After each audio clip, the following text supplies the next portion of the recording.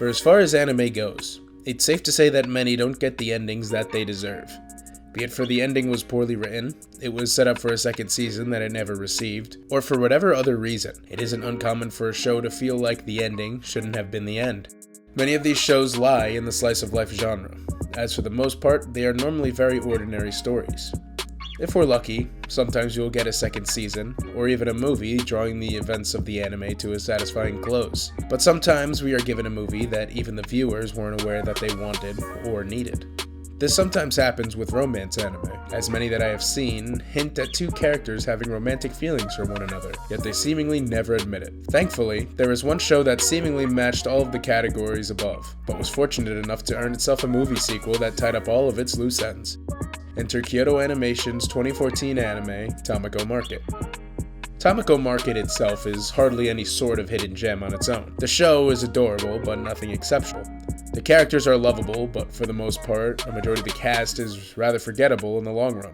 Before realizing that there was even a movie for the show, I only remembered the two main characters. There was a vague image of some of the secondary characters somewhere in the back of my mind, but in all honesty, the show on its own couldn't really hold a candle to some of Kyoto Animation's other projects. Violet Evergarden, Clannad, Beyond the Boundary, Haruhi Suzumiya, and even Dragon Maid has a cast that is more unique than Tamako Market's. Some of the characters even bear some resemblance to other characters in some of KyoAni's other shows. So why am I talking about it? Because of how quickly my mind changed after sitting down to watch the movie sequel, Tamako Love Story. Tamako Love Story does something that I have seen few shows do when continuing its storytelling. It took a step back. In Tamako Market, it's very comical, it's lighthearted, and it's goofy, based around a talking bird popping up in some shopping district in Japan. In Tamako Love Story, the talking bird is shown once or twice and mentioned even less than that. The main plot for the show has maybe 2 to 3 minutes of screen time in the movie.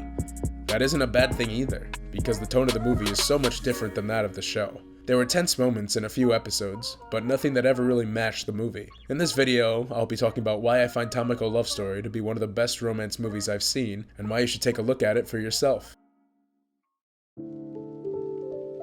The plot itself is nothing out of the ordinary. Throughout the events of the show, it's shown that Mochizo harbors romantic feelings for Tamako, stated by him a few times to a handful of characters. In the movie, Mochizo is shown to be working on a school film for his club. However, while Tamako has stated on several occasions that she indeed loves the market where she lives and has grown up in, Mochizo isn't content with just taking over his father's business one day. He's begun looking into universities, namely one located in Tokyo. Realizing he will soon be separated from the girl he's been in love with since childhood, Mochizo understands that he soon has to confess to Tamako. The rest of the movie follows the events of this confession, and what happens afterwards is one of the reasons why I adore this movie so much. Many romance animes out there give us the romantic conclusion when both parties confess their love, but Tamako Market gives us one of confusion. A girl who didn't know her best friend was in love with her suddenly has that sprung onto her. It's hard for her to comprehend, and the normally scatterbrained, cheerful main character is brought down to earth when her emotions are called into play. Tamako can't interrupt Mochizo by accident in this situation, as she has done so many times before. Her brain can't trail off on a random thought because her mind is filled with nothing but the thought of her closest friend admitting their romantic feelings to her. Taking a brief step back from the story, one of my favorite things about this movie is the art and the scenery. Kyoto Animation has showed off their talents in plenty of other projects before. Not only is the scenery itself beautiful, but the way the emotions are portrayed in the art style as well. Whenever Tamako thinks back to the memories of her mother, there's a slight vignette and the frames flicker as if she's looking back at old films, expressing the sorrow of how much she misses her, as well as painting a picture of how all she has left of her mother are the memories. After Mochizo confesses to her near the bridge and she starts to run off, the bright colors and lights represent her mind trying to comprehend what Mochizo had just told her. The music in the scene complements her confusion, being both upbeat yet skittish in arrangement. Returning to the story itself, Tamako and Mochizo live through the consequences of Mochizo's confession, and Tamako's uncertainty in her feelings. It's here that we get to see an alternate route to the sappy confession scenes in our shows, where the confessing party doesn't get an answer, and the two can't even bring themselves to talk to one another. This is another one of my favorite scenes in the entire show and movie. It's the awkward relationship that is a very real outcome when romantic feelings begin to develop in a friendship. I believe that this sequence is created perfectly, as the two who used to talk to each other every day and night can't even look at each other without being forced to be reminded of the confession that took place. The only real break in the tension comes at the hand of Tamako's grandfather. who is suddenly rushed to the hospital. This is really the only time that both families truly come together, as they put aside any rivaling differences or issues between them to wait in the hospital until they hear some news on the grandfather's condition. Well, the scene that follows I don't mind at all because it allows Tamako and Mochizo to talk for the first time since his confession. I do have a gripe with the false alarm trope in storytelling. Considering Tamako's grandfather ends up perfectly fine, and it turns out that he just went to the hospital over choking on some food, it's rather annoying to get baited into such a situation. I'm not saying that the movie should have had a funeral scene like Silent Voice, since death would be an extremely dark topic for an anime like Tamako Market, but something a bit more serious would have probably worked better. Moving a few days down the line, Tamako is told that Mochizo is leaving early to his university, making her think that it's his last chance to see him away before he moves. This leads to Tamako chasing Mochizo down at the train station and leading to the climactic confession.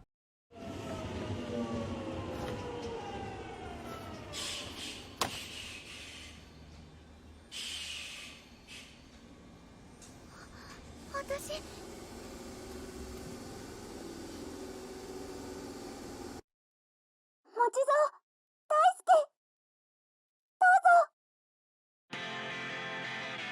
The credits that follow show the project that Mochizo was working on the duration of the movie, as well as a cover of the song that Tamako's father wrote for her mother when they were in high school.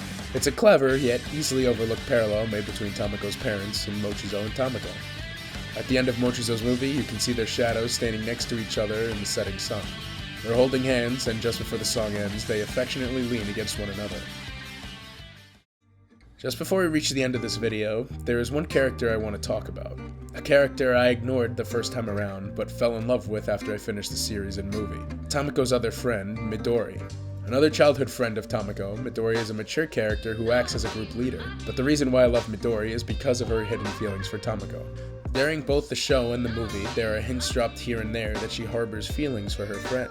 Though she tries to repress her emotions, she becomes jealous of Mochizo after finding out he managed to confess to the girl she's in love with. But with Midori, she doesn't become selfish with Tamako and prevent Mochizo from seeing her. In fact, she does the total opposite.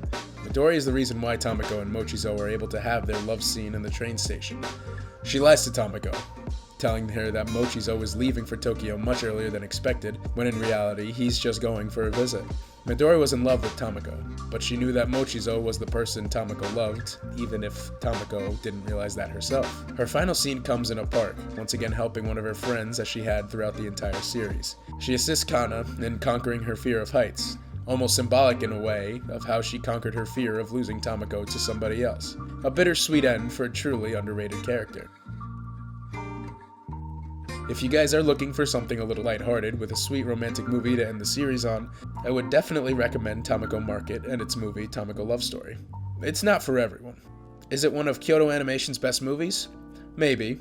I would put Silent Voice above it, as well as the Haruhi Suzumiya and Beyond the Boundary movies, but that doesn't mean it's not worth your time. Tamako Love Story remains a personal favorite of mine. It's a movie I adore coming back to every now and then, and if you're into these types of shows, I'm sure you will adore it too.